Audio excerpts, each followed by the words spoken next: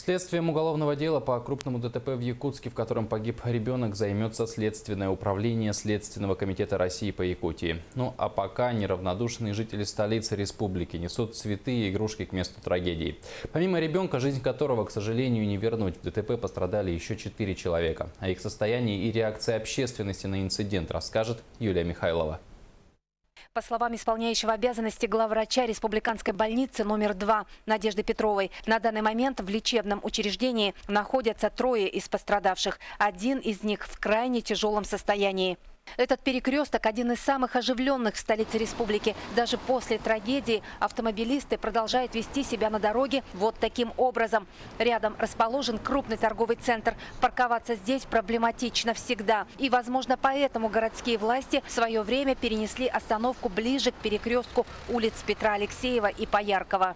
Органы, компетенции которых относится, скажем так, наведение порядка в этом отношении. Конечно, хотелось бы, чтобы они работали, как говорится, отрабатывали свою зарплату соответствующим образом, а не так вот после каких-то печальных событий, чрезвычайных каких-то происшествий, делали какие-то аварийные выводы и делали какую-то аварийную работу.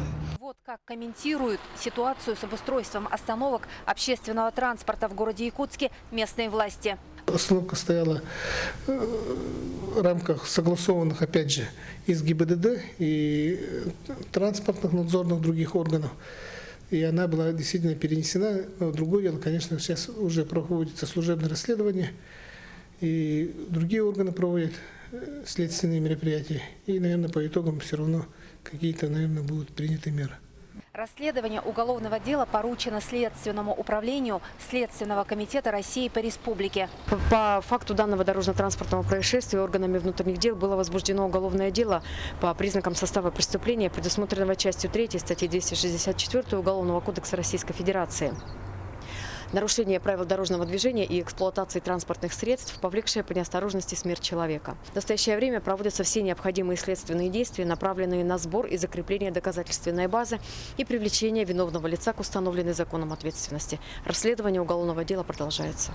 Надежда Дворецкая также сообщила, что у родителей погибшего ребенка есть 2 дня на то, чтобы обжаловать приговор в части меры пресечения для водителя. Понятно, что родные мальчика находятся в шоковом состоянии. В WhatsApp был брошен клич о том, что требуется опытный адвокат.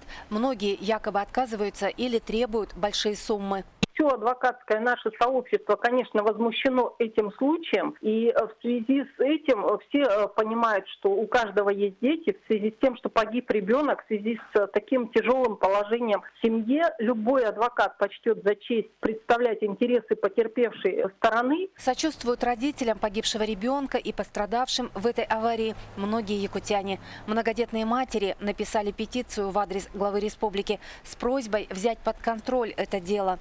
Между тем, завтра, в день похорон Коли Бурцева, его одноклассники и друзья семьи намерены собраться на месте трагедии, чтобы запустить в небо шары в память о нем. Юлия Михайлова, Василий Соловьев, НВК Саха, Якутск.